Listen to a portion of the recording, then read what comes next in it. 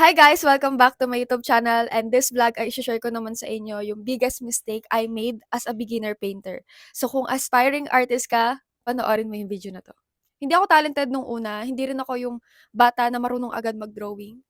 Sa kaka-practice ko, marami rin akong pagkakamali sa bawat stroke, sa bawat sketch. Maraming mistakes din akong nagawa. At sa mga drawing ko, hirap din akong i-share yon sa kahit kanino kasi takot ako na makita nila na ang pangit ng gawa ko. In short story, 19 years old ako bago ko ma-discover na marunong pala ako sa pagdo-drawing. Kaya ko pala.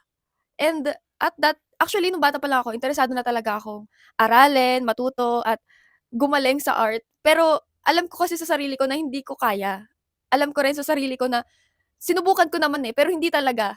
Mula elementary hanggang nag-high school ako, sobrang hindi ako marunong mag-drawing. Stick man lang kaya ko, yun lang. And nakakagawa siguro ng parang anime-anime, pero hindi talaga, eh. Pero nung 19 years old ako, kasi may part sa'kin na talagang gusto ko pa rin na matuto sa pagdo-drawing, ganyan. Inaral ko, nag-practice ako, maraming mistakes din na nagawa ko, pero di ko akalain na magagawa ko siya. And by God's grace, sa totoo lang hindi ko alam paano yun nagawa, paano nangyari yun. Kasi alam ko sa sarili ko na hindi ako marunong, hindi ko kaya, and marami din akong mga pagkakamali tapos hindi ko talaga magaya yung isang image. Even kahit yung anime character hindi ko magawa. So, hindi ko akalain, hindi siya yung parang nag-start ako na talented ako, na marunong na ako agad, hindi, eh. It's my dedication din na aralin at i-practice yun.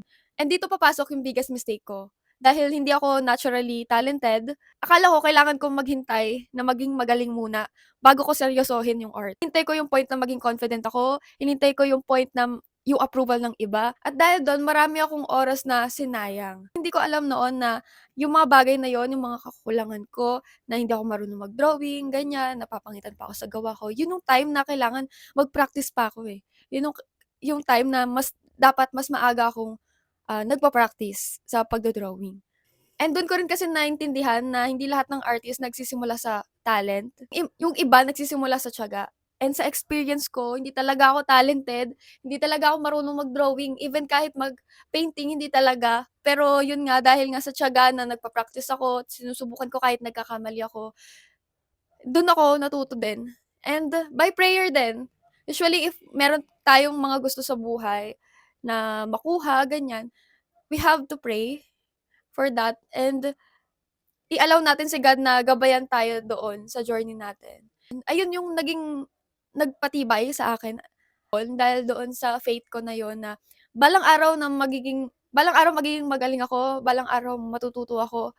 Imagine, isang hayop nga lang na ma-paint ko or ma-drawing ko, hindi ako makapaniwala. Laging gano'n, hanggang ngayon hindi rin ako makapaniwala na nagagawa ko na 'to.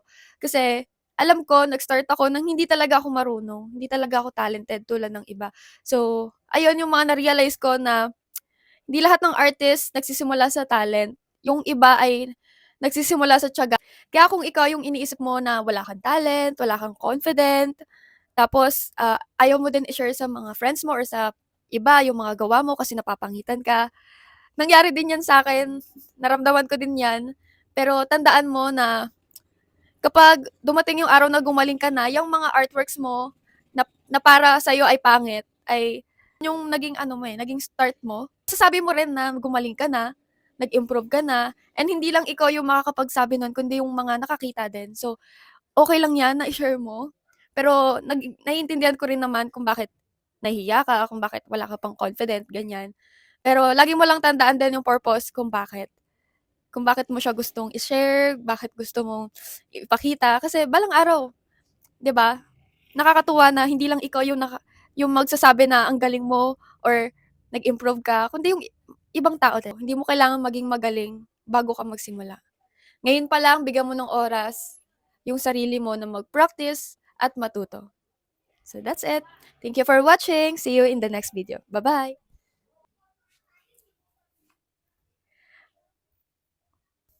Hi guys, welcome back to my YouTube channel.